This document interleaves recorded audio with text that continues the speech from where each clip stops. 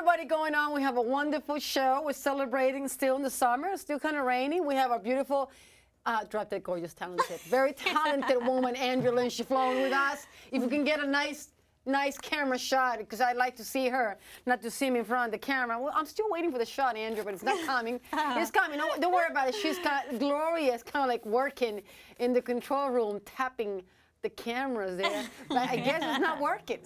Yes. Stop looking up and look at the camera, baby. Yes, baby. We're here right with you. And we have our choreographer. I'm sorry. It's not that I'm high. Give me your hand. Roman. How do you pronounce your name? Did I say Roman? Baca. Choreographer and man of the hour, too sweet to be sour, man. Very nice to be here. I can't believe it when I was reading all about you and that you've been through wars. You've been in the war zone, literally, basically speaking. So that's kind of like, I don't know, it's just amazing. And you're creating movement in the space, and you're a dancer, and putting all that together in one is very exciting. Trying to make people open their eyes. Yes, absolutely. So, Andrea, you just speak. I'm going to be quiet now. Well, I'm just excited to have Roman Baca here on the show. My gosh, like you said, it's just there's dance, and then there's dance with a mission, you know? Right. And this is what I was so inspired when I went to your rehearsal. I think it was 2 years ago. And you just feel like, wow, there's something really inspiring, really great happening in this room. And so we're just privileged to have you on the show and, you know, to pay tribute to all that you've done. And certainly in light of the 4th of July we just celebrated last week. Yes. I'm going to open up with a little national anthem. That would be nice. So you want to do it now? Let's do it. When it feels right, let's do this now before we get to you, Roman. Very exciting. Yeah, this is very exciting. And you go right in the back, baby, and we just keep going. And addressing it looking good. I like the colors. I thought it was a little too hot, but it seemed to be good. So I'm going to be quiet now so you guys can do what you have to do. And see if we can have, they're adjusting the camera, coming right to you. Whenever they're ready, we can sing. We sounds like a lot of people. You can sing for us. Oh, say, can you see by the dawn's early light what so proudly we hailed at the twilight's last gleaming, whose broad stripes and bright stars through the perilous fight o'er the ramparts we watched were so gallantly streaming, and the rockets red clear, the bombs bursting in air, gave proof through the night that our flag was still there. Oh, say does that star-spangled banner yet wave o'er the land of the free and the home of the brave? America,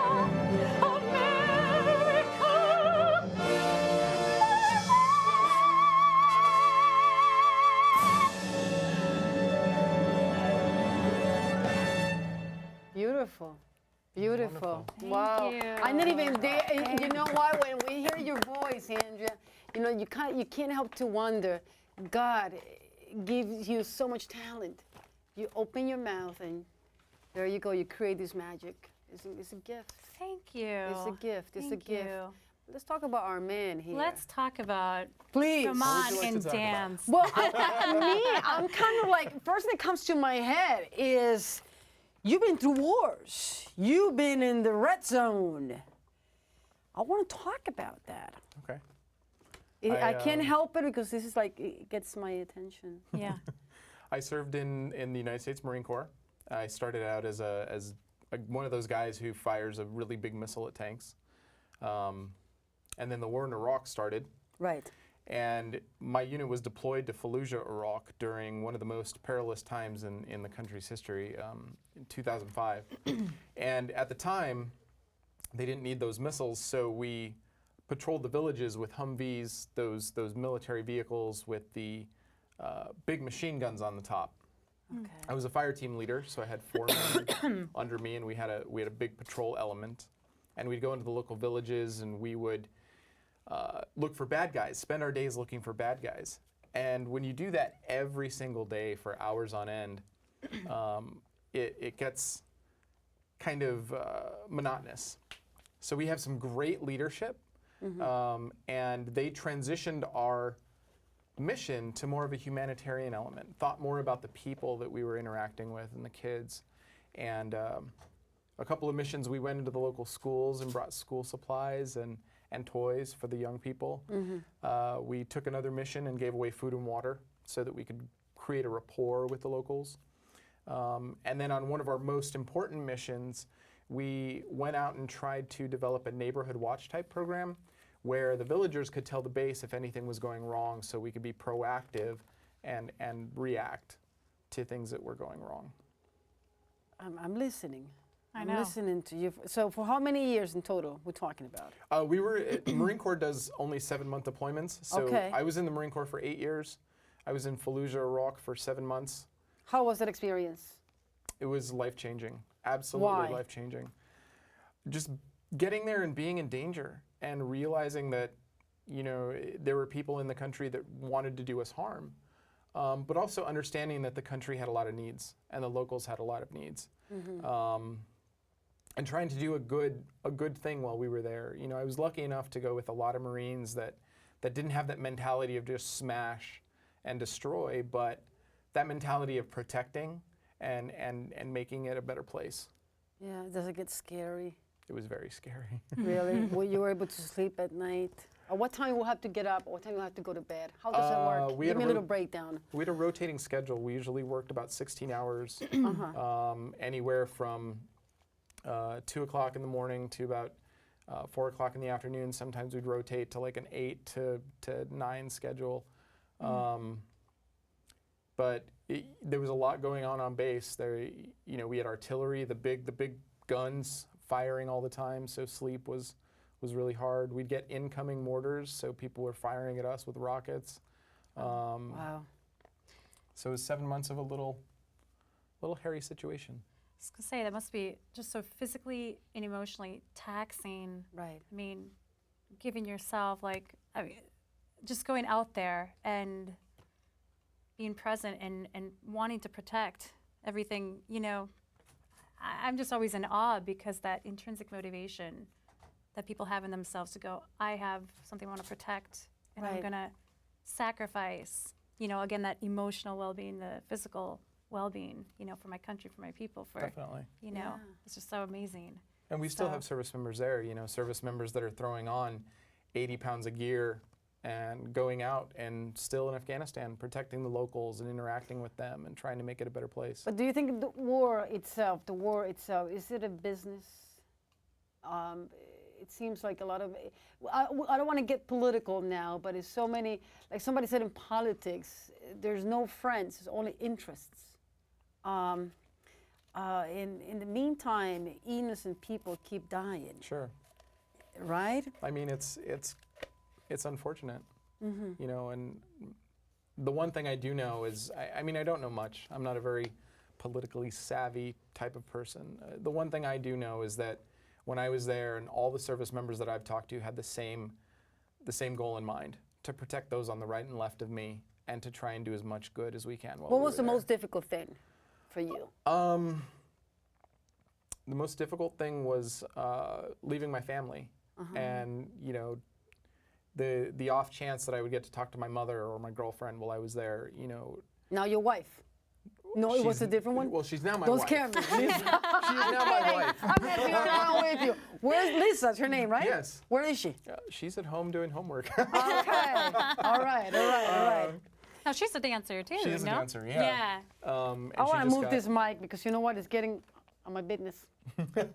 There you go. Now we're better because I feel that they're adjusting cameras and I keep feeling that.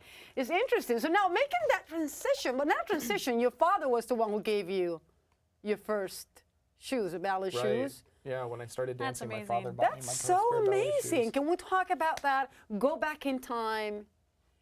You knew what you wanted.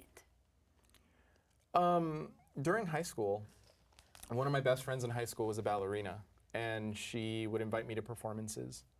And thinking back, you know, the one performance I watched that really hit me was I went to a mall, a big shopping center, and saw her do a solo to Wind Beneath My Wings. And, That was the catch.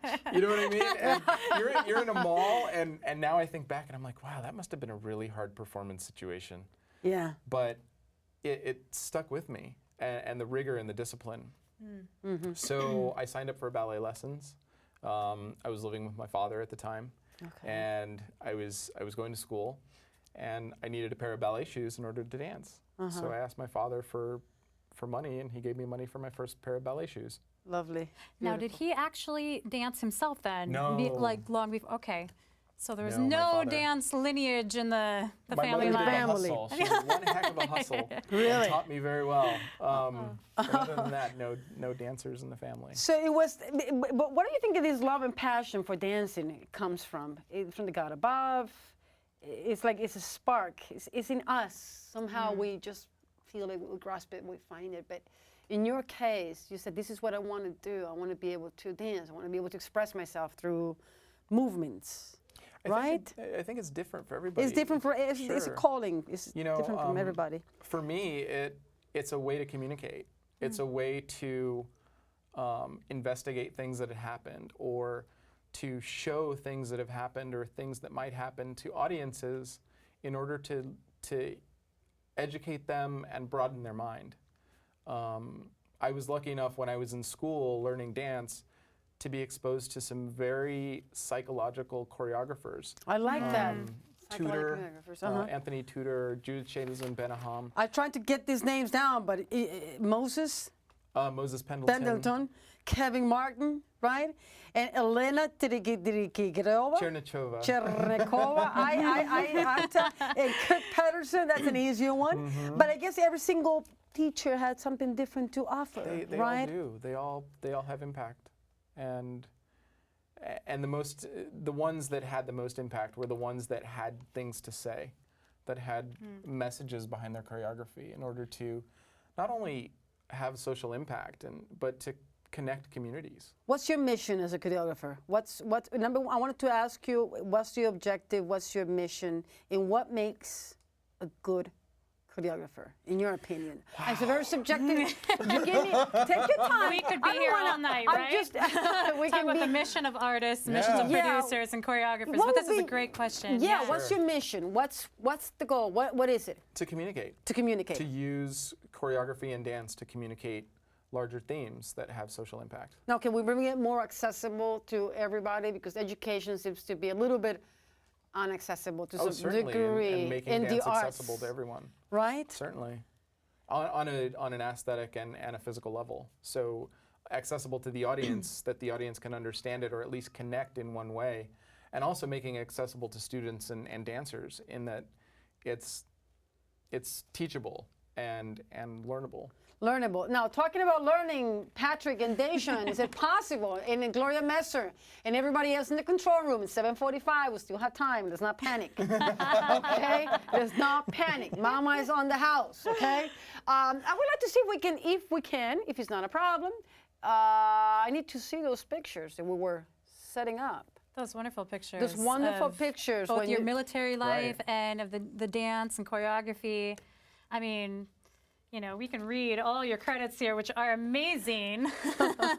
Why not look at some pics and We've been and very, see? very lucky. Yes, I'm very blessed. I guess the pictures are not ready, but hey, there you go. Look at that. So that was That's great. our performance on the USS Intrepid aircraft carrier in New York Harbor. We do that every year on Memorial Day to honor our service members that have given their lives for our That's country. wonderful. Wonderful. What's next? There you go. We're jumping to the next one. There you go. What happened to we're the back. next one? There it is. And I guess you guys that looks cute. You keep closing the computer. Can we open it again? Is it mission impossible to get it? Slow down, darling. I got you. Okay, baby. I love you, Daisha. You see, one thing about